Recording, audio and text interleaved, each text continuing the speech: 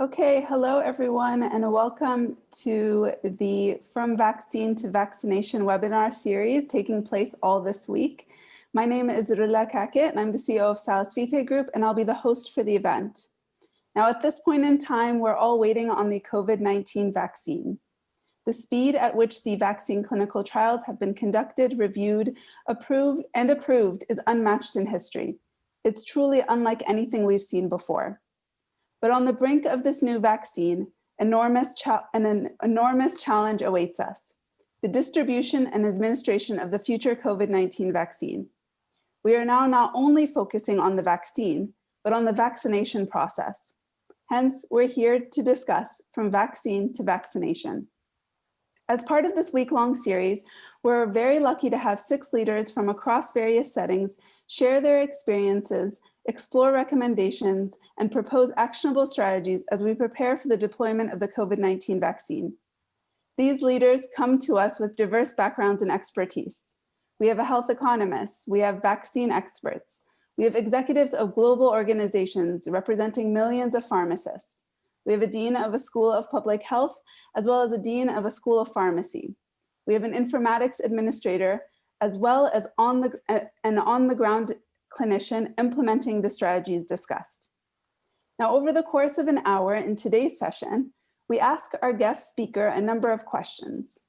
I will start, and then I will open it up to the audience questions. So please submit any questions you may have in the Q&A box below. We encourage you both during and after the event to post any takeaways from the event in the Q&A box and on various social media platforms, and tag us at Salus Vitae Group.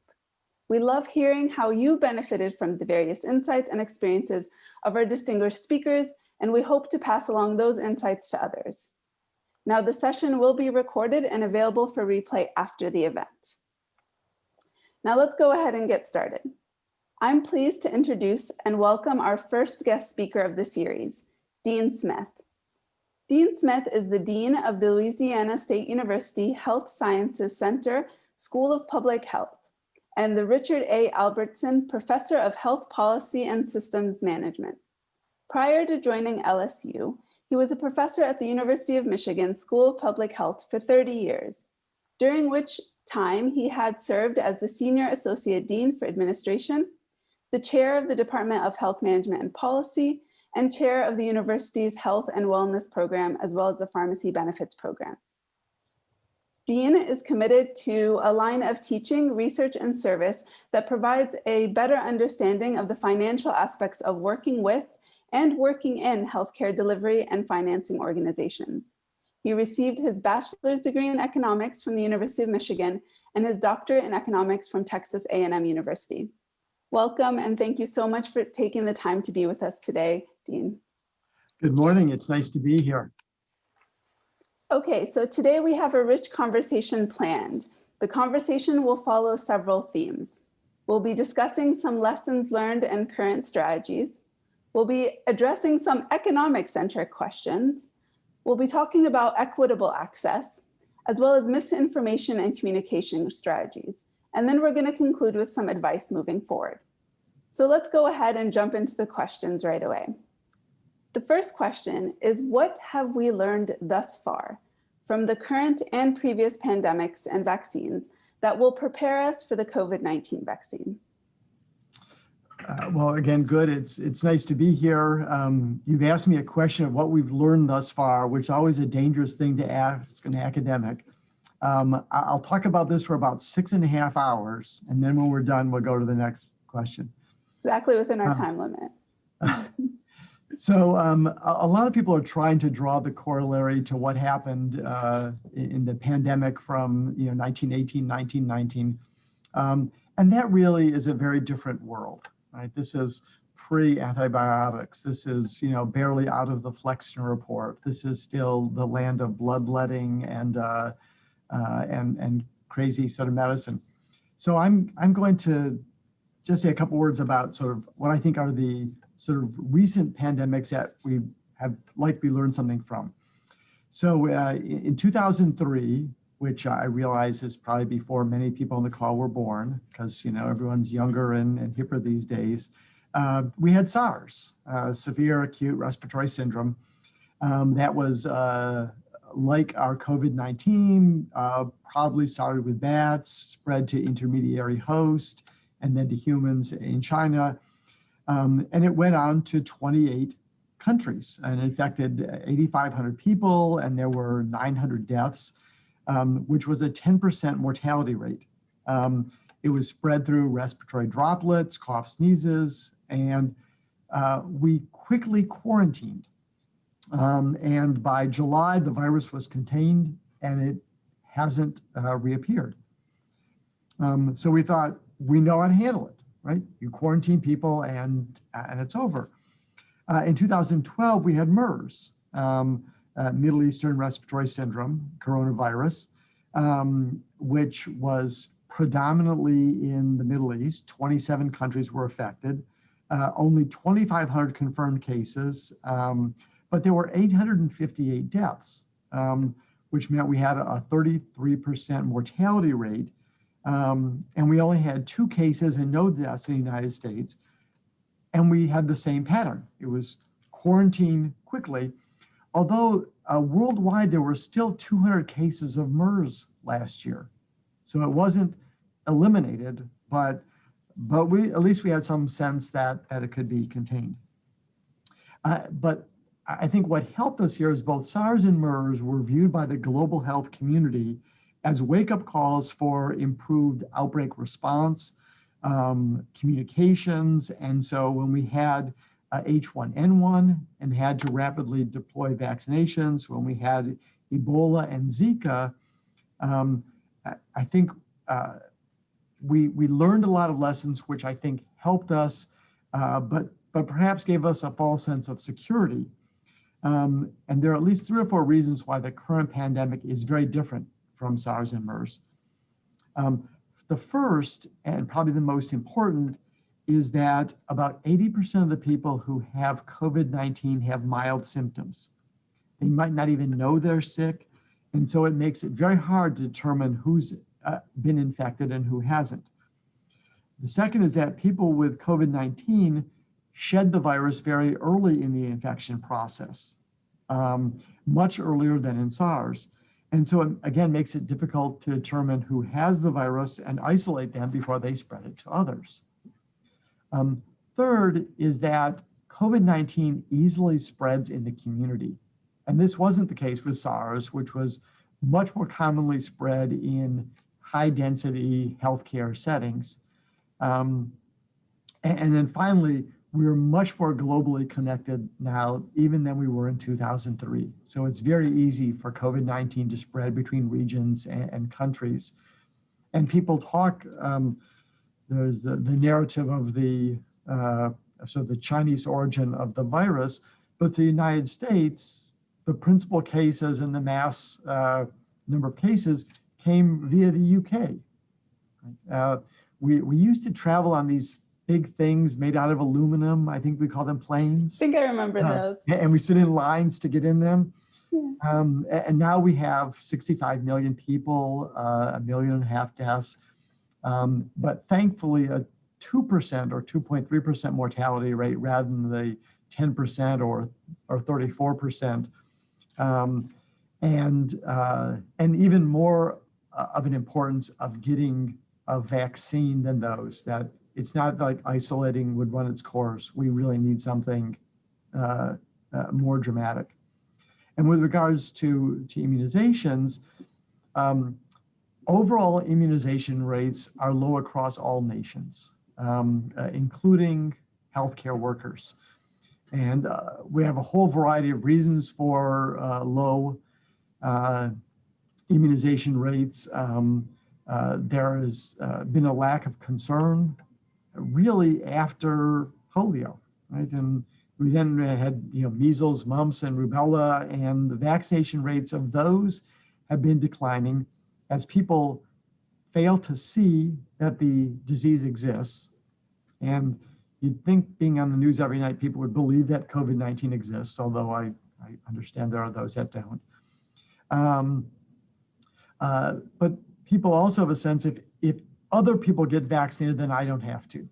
and I don't have to undergo the risk. We'll let other people allow that to happen. And intuitively, there is a link between willingness to be vaccinated against seasonal flu and against a pandemic, given the similarities in the decision-making process and the infection.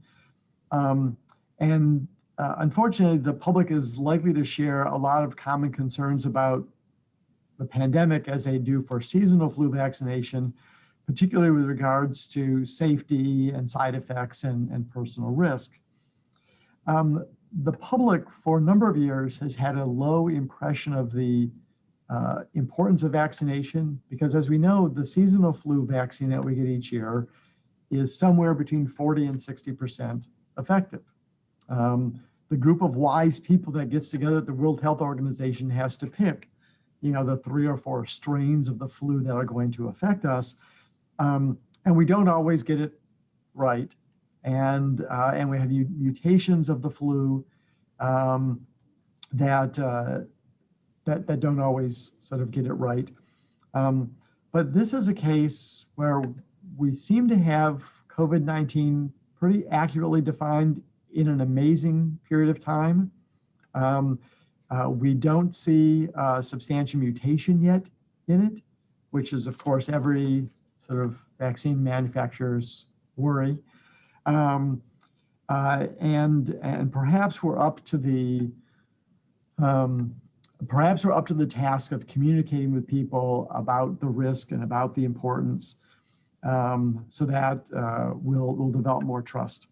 So I'll suggest that there are probably sort of a half a dozen key lessons learned from past max vaccination efforts that will be important. The first is the importance of leveraging relationships between and among all of the professional medical societies. We clearly need the physicians, the nurses, the pharmacists, the therapists, communicating with their patients and with their clients about how important this is, and being vigilant in the process. We have developed really good systems for tracking distribution, right? So I'm not really sure the internet is like a good thing for us socially, right? At first I wondered if the internet was merely a way to pull middle schoolers away from books and into video games. But in addition to things like webinars, through our internet-based sort of B2B business, we can track distribution down to the individual's arm, which will really help us in getting the right quantities to people. We need to ensure that the ancillary supply distribution is timely and appropriate. This has really come home in terms of protective equipment, virus testing of, one of our big challenges of virus testing are the swabs. Like, who'd have thought fancy Q-tips, right, would be sort of between us and knowing whether or not we have the virus. I think there's a real importance of us under-promising and over-delivering on the planning and communication efforts.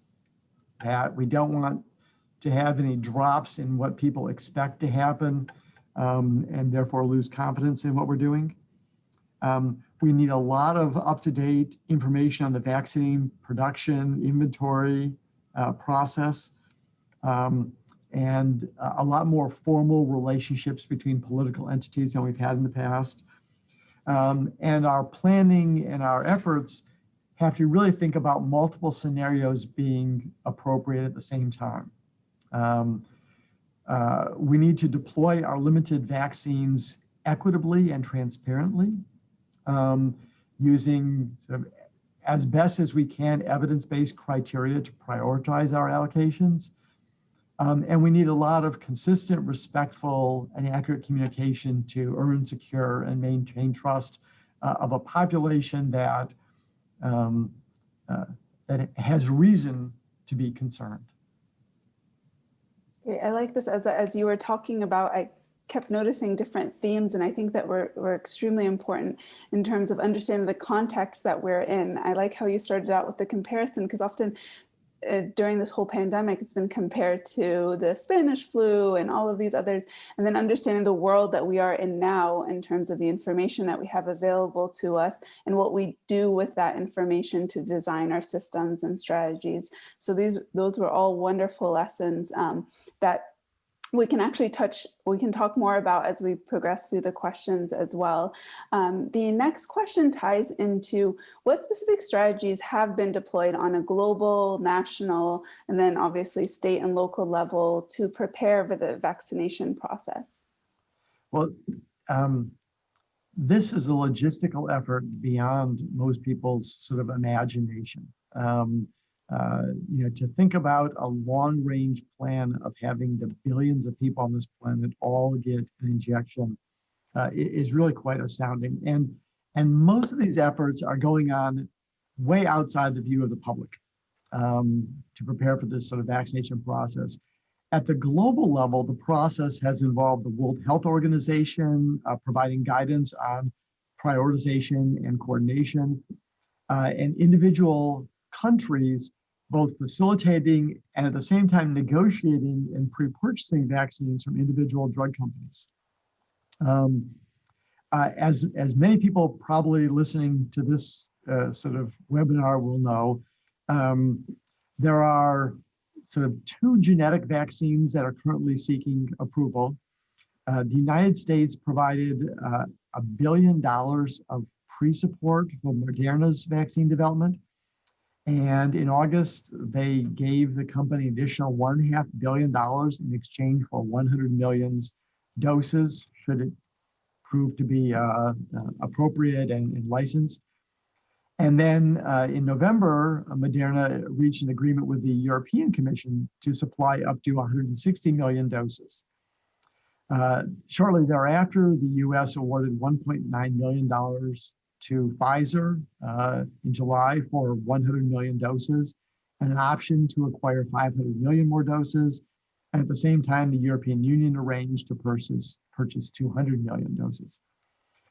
And secondarily, there are at least 2 viral vector vaccines that are moving along. Johnson & Johnson developed vaccines for Ebola and other diseases using viral vector technology, so they ramped up quickly. They received $450 million in the United States.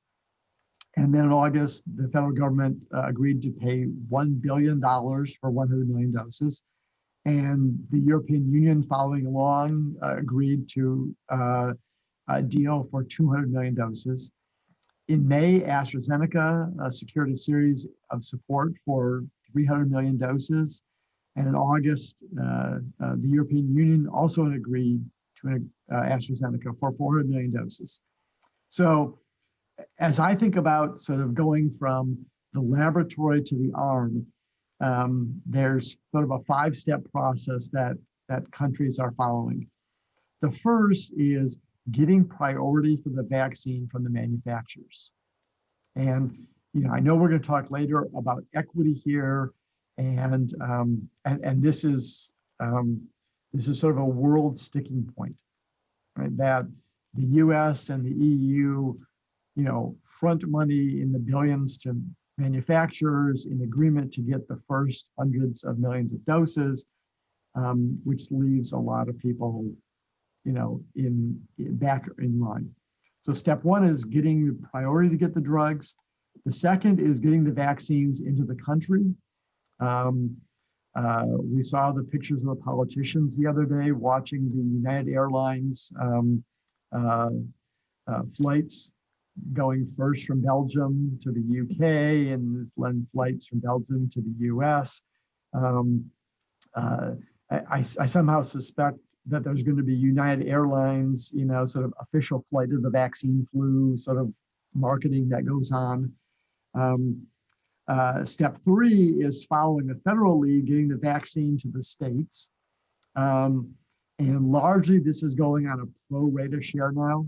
So Louisiana is 2.3% of the US population. And so we're understanding that the flights coming in first to Shreveport are going to be on that percentage.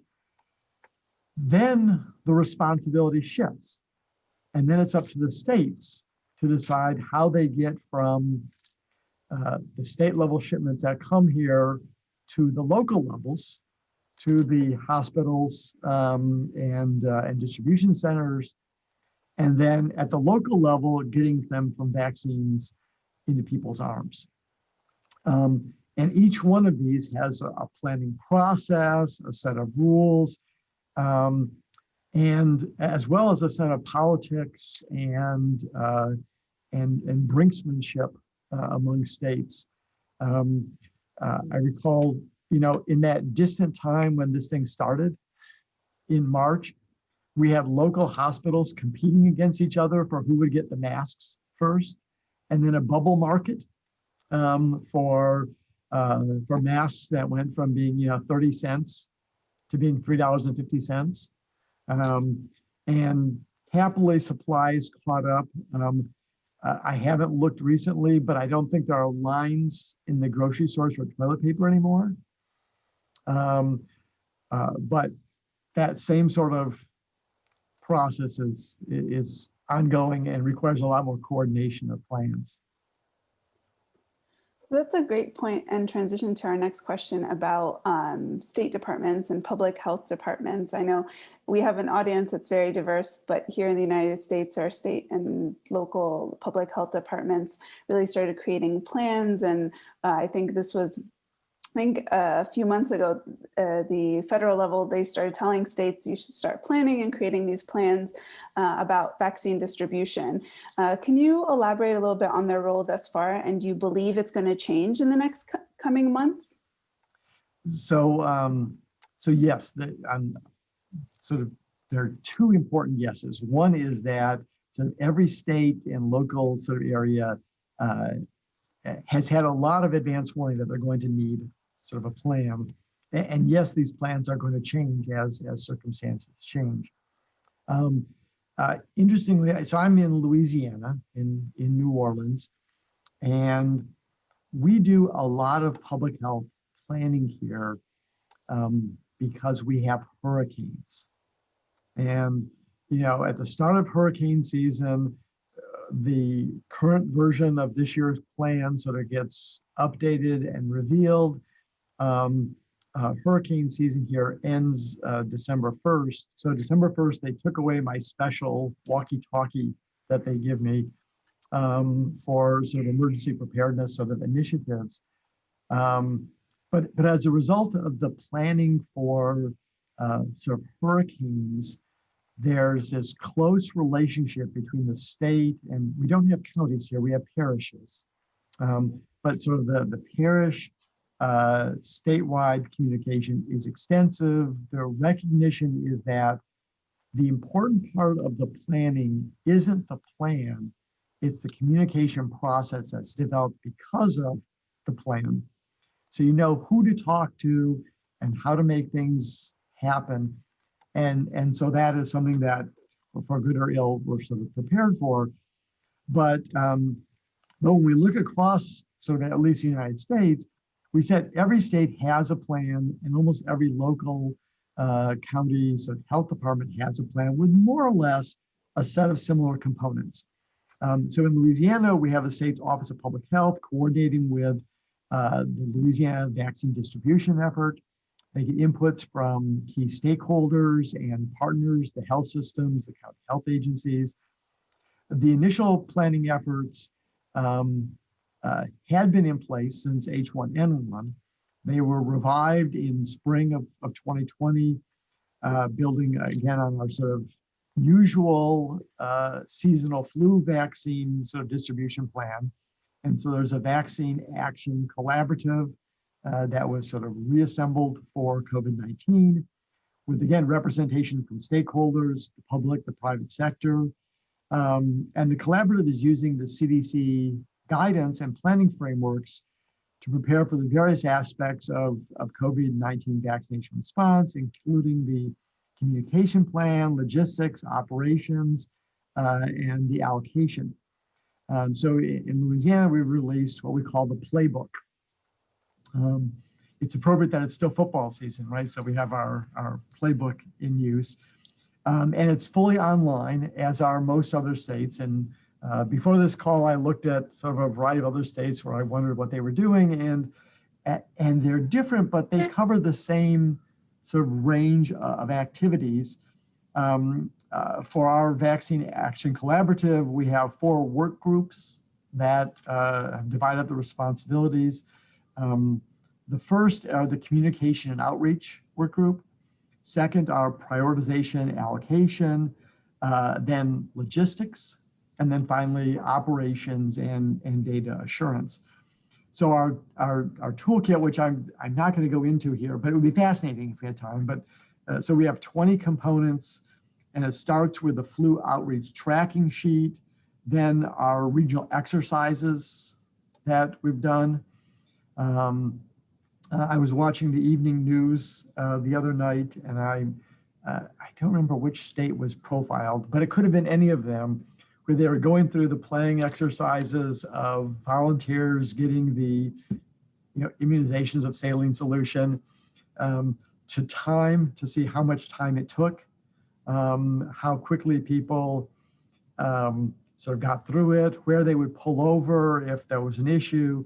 And so a detailed sort of set of policies, procedures, manuals, all the way through to participant feedback forms, right? Because after people get their injections, we want to track them. We want to know what side effects occur and how they were managed, and then how satisfied they were with the process. One of the real concerns of this pandemic is that this coronavirus could be more like a seasonal flu than the SARS one time it's here and it's gone. And we don't know yet what the duration of the vaccine response is going to be, and or whether there's going to be a mutation. So it could be that we're doing this not as a one-time event, but this could be a number of years that we go through this process. And so the plans have phases to them. They have contingencies depending upon the severity of the pandemic, the availability of vaccine. And again, locally, we have 3 main sort of phases. One is the limited dose availability phase. The second are the larger number of doses, but the supply might exceed meet demand. And then finally, when we have sufficient supply that we can get everyone covered.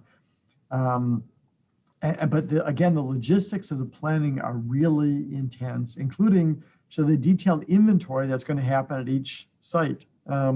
Locally, we have this daily inventory response, so that if we realize that we've shipped too much in one parish, we'll send it to another one, trying to keep the prioritization of people in mind.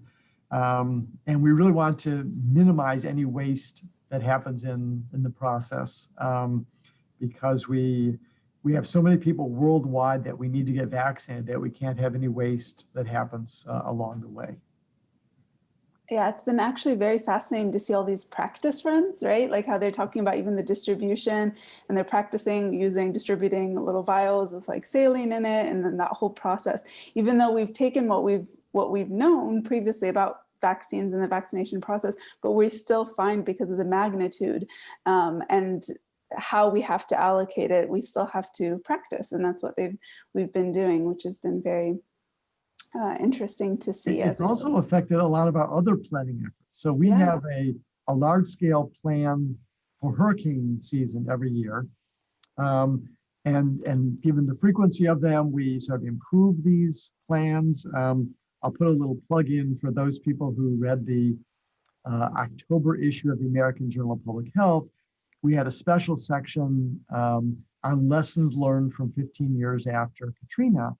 And faculty at LSU and Tulane and the Louisiana Public Health Association, others all contributed to this special section. But for this year's drills, we had to have socially distanced planning efforts.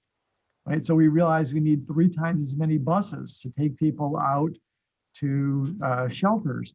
And oh, we can't use shelters because the shelters were these mass sort of places. So we had to make arrangements with hotels, and which hotels would be the evacuation sites for people. And we even had a plan for pets and how we remove pets from sort of the shelter to distant locations and the relationship with people. And while it seems a step removed from vaccination, it's really not, because it's the same people. It's the same health departments and the hospitals, and their sort of comfort level of communicating with each other that I think will help us in the distribution of the vaccine. Yeah, very great point, because we have to remember there's several other initiatives and health conditions and public health issues that we are also having to utilize the same workforce to address. So the next question, and I know this is probably very location specific in terms of sometimes country, but do you believe that the COVID vaccine will be mandatory or voluntary? Yes. To both. It's you know, for so much of, I would say, the world, the vaccine will really likely be voluntary. That it's difficult to mandate something like a vaccine. In the United States, at the federal level, we don't have a clear mechanism to authorize mandatory vaccination. States and cities potentially have powers, and some governors have spoken about doing mandates, but there's a lot of pushback on that. For those people who sort of have followed sort of the local news of California, given their recent spike in COVID cases, the governor has mandated restrictions on restaurants and other businesses from being open.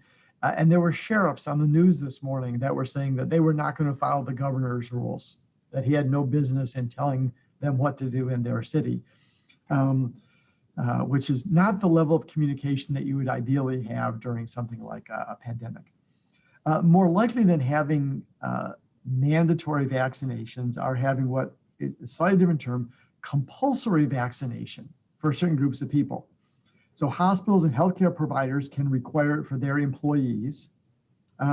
Schools can require it for students, teachers, their staff. The Civil Rights Act of 1964 protects people who have religious objections to a vaccine. And the Equal Employment Opportunity Commission has ruled on several occasions that apart from religions, if people just have belief systems that say that they shouldn't have vaccines, then that is something that can prohibit the employer's compulsory rule for it.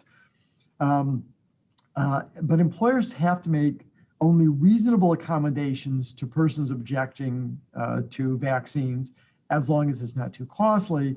And given how costly it would be to set up a separate worksite for people who choose not to be vaccinated, it's likely the case that any employer's requirements of people coming to work having vaccines will likely hold. Airlines, restaurants, and stores can all make vaccination a condition of doing business. There are many states now that if you wish to fly there, you have to have a negative virus test, and not just any virus test, a virus test that is a PCR test at an approved distribution site that's updated to their website within 72 hours of traveling. Those are also potentially subject to some anti-discrimination laws, and verification enforcement would likely be quite difficult. In addition to the sheriff this morning, we heard on the news of some hair salons that were not going to follow the governor's orders or even the state and local orders because they felt they were doing things in a safe and effective manner.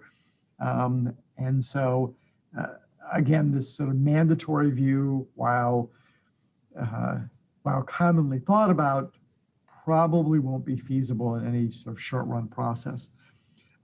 As a voluntary effort, our concern isn't that there are a number of people that want to be vaccinated.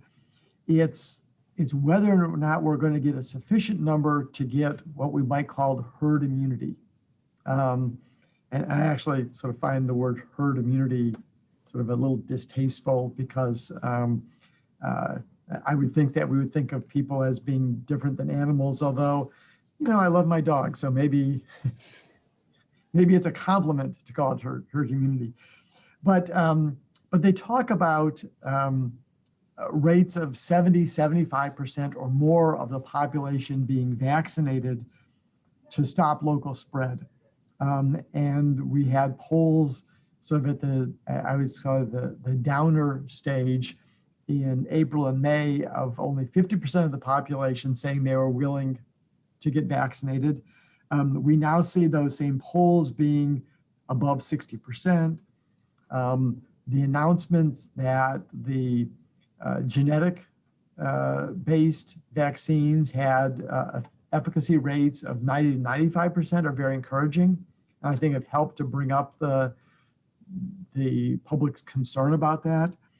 But we're clearly going to need to heavily promote awareness and acceptance, and at the same time, patience, because production's not going to meet the demands of the population for several months. And so we're going to both have to have mass media campaigns that say, yes, go get your shot, but wait, you're not first in line. Yeah, your place in that. I see all these various different websites too that are trying to create like what level or what phase are you potentially. So you answer a few questions like questionnaires, and then when do you projected in your city or state that you will likely get the vaccine. So if you're a young adult, young healthy adult, you're likely not until like the third or fourth phase of wherever it is. So they've kind of merged the data from the health departments that are putting out the different phases and then trying to categorize that so that at least if you're starting to think about whether you want the vaccine or not. So I thought those were very also creative ways of people, since they're thinking about it and wondering if they should get it now, so that they start talking about it. I would like nuance of communications is going to be important. Because in many circumstances, like for our annual flu shot, like I would be the first person in line. And I would say as a socially distanced person that can work in my office, 60-year-old male, my prioritization is like 9th phase. Like they're going to give it to all people in the first 4 phases, then cats and dogs, and then I'll get it, like next October. So I'll have to be patient. So the communication shouldn't be at me. It should be at the more vulnerable populations quickly. Or being able to even set up like is a notification system. So it's like, can people sign up and then they get notified when they're able to. Right. So I think that those will be very interesting to see how we can leverage technology to specifically target the different age groups and where they are in terms of like how we can get them to vaccine. I do want to talk about the economics of the vaccine and in general. We keep hearing that the vaccine will be at no cost to those receiving it, but what kind of cost data is out there about how much will the vaccine cost in general? We hear about like administration fees, for example, but what are the actual costs of this vaccine? And we do hear about economic benefit, but let's just kind of focus on like the financial implications of the vaccines. How much it costs us? What is it going to cost us to get everyone vaccinated?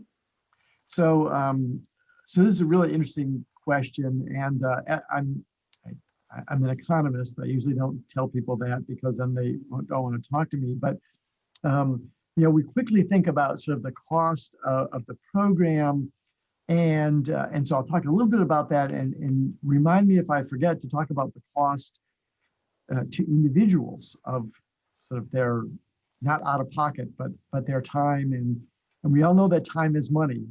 And that's important. So when I talk about sort of that 5-step process of getting it, from the manufacturing to people's arms, governments are funding sort of these first 3 phases, right? The prioritization, pre-purchase, then getting it into the country, and then following the federal level, getting it to the states. And then the question arises, well, when the vaccines get to the states, who pays for the distribution and the injections and then the drug itself. And while a large dollar amount has been given from the federal government to the states for the distribution process, something in the order of $350 million. When you think about how many people live in the United States, that's like $1 a person, and that doesn't cover it. So states are seeking federal assistance, they're seeking help, but in the short run, they're likely to have to find the money somehow themselves or go into debt, which some states have rules against deficit spending, but they're somehow going to have to spend the money to do this distribution that they were hoping that the federal government would pay for.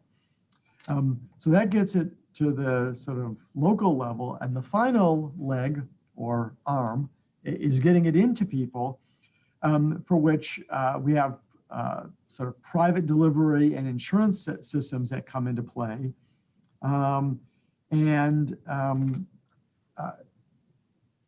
Once it gets to the distribution center, the cost has been promised to all individuals that there's going to be no out-of-pocket cost for this. And so for persons who have Medicare and Medicaid, that's clearly the case, right? That this is going to be a preventive service under Medicare, so there'll be no out-of-pocket cost. The same is true with Medicaid. For health plans created through the Affordable Care Act, there's a requirement that there be no out-of-pocket costs for preventive care. So instead of having $5, $10, or $20 or $30 for the usual sort of copay, those are all going to be waived. And this is going to be expensive for the federal government. There's an estimate that if all 62 million people who are covered by Medicare got immunized, that would cost $2.6 billion. And then there are 68 Medicaid recipients who get it, which will then cost billions of dollars. People who have private insurance, there'll be no out-of-pocket cost. What we haven't dealt with, or what I haven't seen dealt with yet, is what about the 12 million people who are still uninsured? Right? What is their place in line, and what are we going to do about their coverage? And again, this is probably widely known by everyone on this call except me, but there's been a sort of a deafening silence of what we're going to do with the uninsured. Each morning I leave my neighborhood and I come into downtown New Orleans and I go by a freeway underpass where there are people living in tents who likely don't have insurance, who could be at very high risk. And there hasn't been a talk about who's going to bear sort of their cost. And what's interesting here, you sort of mentioned, is there are two parts to the cost of being vaccinated. One is the cost of the vaccine itself, and the second is sort of the distribution, right? the provider fee. And what is amazing is how, I would say, inexpensive the vaccine ends up being. Now, it helps that the manufacturers have said that they're going to be doing this without making sort of a usual profit on this. So it really will be more at their cost of production. The genetic vaccines are going to cost something on the order of $20 per dose for Pfizer. And given that it requires 2 doses, that's $40 per patient. For Moderna, it's something like $25 a dose and $50 a person. And this is pretty similar to the usual $40 per person for the flu vaccine that we get each year. And what's really amazing and has gotten people's attention are the cost of the viral vector vaccines, that it's going to be something like $3 to $4 per dose, or $6 to $8 per person for AstraZeneca. And Johnson & Johnson's vaccine is only 1 dose and it's $10. And so there have been people who have been talking about sort of our equity strategy as being, it might be $40 or $50 per person for most of the people in the United States that get injected, but for much of the rest of the world, and especially the developing nations, it may be at this $10 a person level. In the grand scheme of things, people have said, the benefits are going to be so great that that'll be worth it, but it's still a lot of money. Medicare has already determined the codes for providing the vaccination. And so they're going to be paying providers around $45 for doing the vaccination. Medicaid will always be less, but that will be up at the state sort of and local provider level, and it will be a similar amount for the commercial population. So the providers aren't going to be put out here, right? That they're going to get a fee for providing this vaccination. That hopefully will cover their costs of doing it. And given the scale at which they're going to do it, that probably will be the case. What's interesting, though, as an additional cost is all of the concerns about people wanting to get it. There's a fellow at the Brookings Institution, Robert Litton, a non-resident fellow there, who says that perhaps the economist solution is to actually pay people $1,000 to get vaccinated, which will then sort of get it done quickly and offset the loss of the economy. You won't have to pay me $1,000 to be vaccinated, but I wouldn't mind that if that were what they had to do to pay certain people to get vaccinated to make sure that it happens. These are actually wonderful. And you mentioned the uncertainty around the uninsured and those that we've seen, at least during the pandemic, that the COVID-19 has disproportionately affected specific, people of color and specific populations that are lower socioeconomic status and that don't have insurance. And so the big question, and we keep talking about this, and it's kind of become a buzzword in the sense that we keep talking about equitable access to this vaccine. But when we start talking about details, and we've already discussed so much in terms of the specific details and all the items that are needed in order to ensure that a person becomes vaccinated. What are your thoughts on equitable access? Do you think that we are working towards that? Are we setting up the infrastructure? Are we just saying it? What's our progress towards that? So there's been a tremendous amount of thinking on this, and I realize that we won't have time to talk about it, but the national academies had published earlier this fall a fascinating framework for equitable allocation of COVID-19 vaccines. And I know this has been distributed to every state. When we did the H1N1 vaccination program, we really had a lot of planning efforts that went into sort of production, distribution, to providers, to pharmacies, but it also led to a lot of confusion and challenges about whether we would turn people away who sort of showed up when their sort of usual prioritization time came up because of their risk factors, to try to allow for broader coverage and more equity in place. And so sort of at this national academies level, they have sort of really great thinking and the importance of deliberate communication and implementation strategies. And the results has been, at least sort of in my state, that so they have these sort of 4 priorities for getting people vaccinated, and the priorities being sort of risk of acquiring infection, risk of severe morbidity, mortality, risk of negative societal impact, and then risk of transmitting infection to others. But equity sort of is the underlying theme of this. And when they talk about the distribution plans involve getting the vaccines out to the communities that would be sort of more at risk and aligned with their risk profile.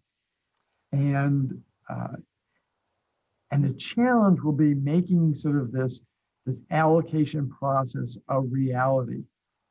My worry is that people who look like me, who should be getting it in October 23, will see that, 2 miles away, there's a distribution center that's offering sort of the vaccine, and it's intended for the high-risk people that live near it, but we're going to get there at 4:30 in the morning to try to get in line ahead of them. And how we sort of balance the sort of communication, the deliberate distribution, getting away and getting in front of people's self-interest, I think will be a challenge. There's part of me that's happy that people are sort of hesitant about the vaccine. So we're not going to have this line.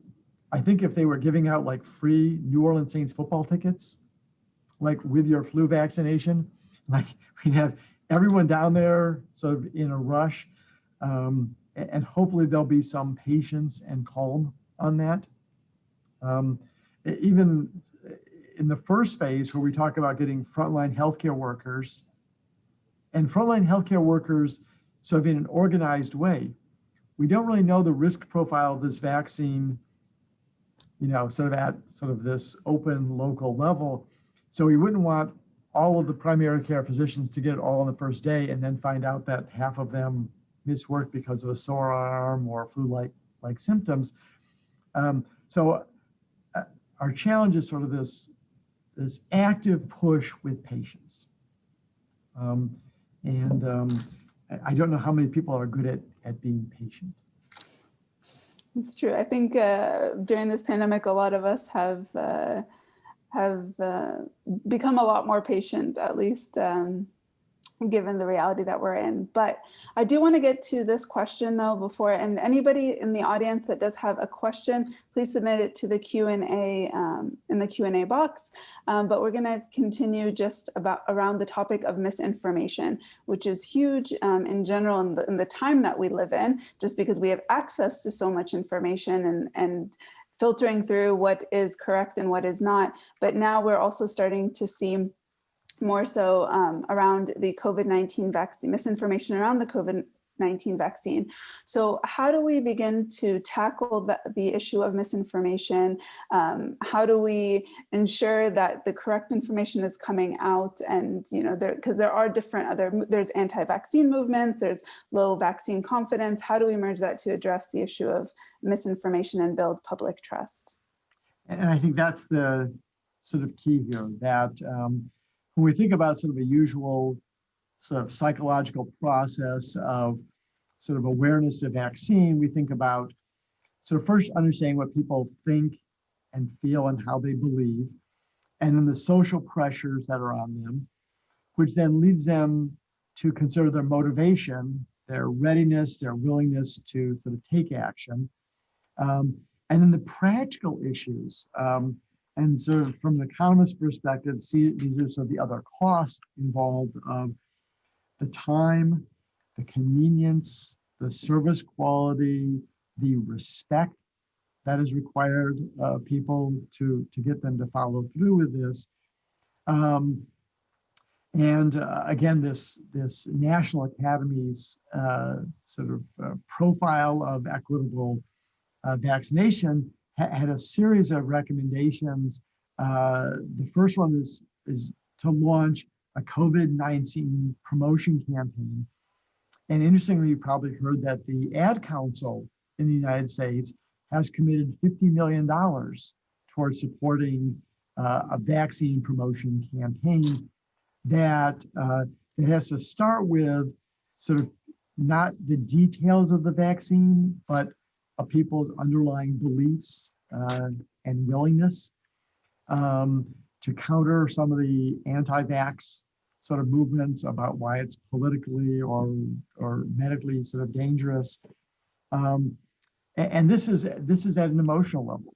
This will be where we need people to stand up and speak about this who have credibility of speaking with populations that follow them or that are going to listen to them. And then that's going to have to be followed by sort of a logistical sort of campaign of how you can do this and how you can do it effectively. We've seen the lines miles down the road of people trying to get, virus tests, that won't work with vaccines, right? We can't have mile-long lines. We need, or else the only people we'll get to do it are people who can sit comfortably in their car for 2 hours, which again does not affect sort of the person under the bridge that is at risk for spreading and for contracting. Yeah, I've noticed the recent trends. You probably noticed this as well, where world leaders have come out and said that they're going to publicly get to the COVID-19 vaccine to kind of build that trust. But there's different facets to it for sure. And, who is that necessarily targeting in terms of who's able to go and get the vaccine? So those are great points. We only have a few minutes remaining. So I do want to ask kind of our closing question with regards to what advice would you provide both public health institutions as well as health systems? So we have different audience members that actually work within health systems as well, as they prepare for the vaccine. So the first thing, and I wouldn't be a good public health person unless we have to remember that this is a long haul, that for several more months, we're going to have to keep our physical distance, maintain social distance, right? Maintain connection so we can have a positive mental framework, but physical distance from people, masks, hand hygiene, until we get some sense that we're sort of at a different phase of this vaccine. Sort of a worst case scenario with the vaccine is when the initial people start getting it, that everyone quits and says it's over, right? Because it's not over until it's over for everybody. So for health professionals, even if they give people a vaccine, saying, you have to still sort of be careful. You still have to sort of maintain your distance and keep good hygiene until we're all over.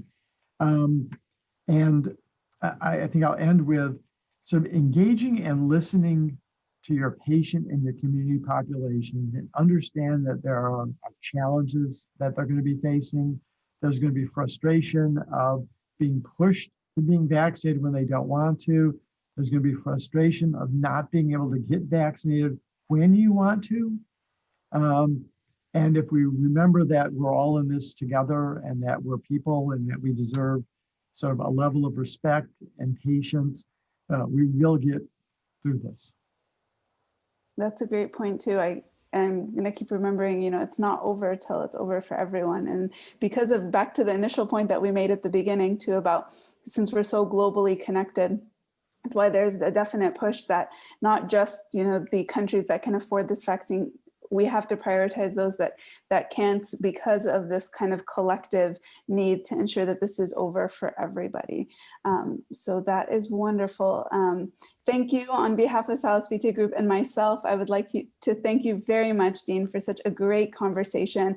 So much interesting, so much insights into what's going on right now, what we've learned, and what we really need moving forward.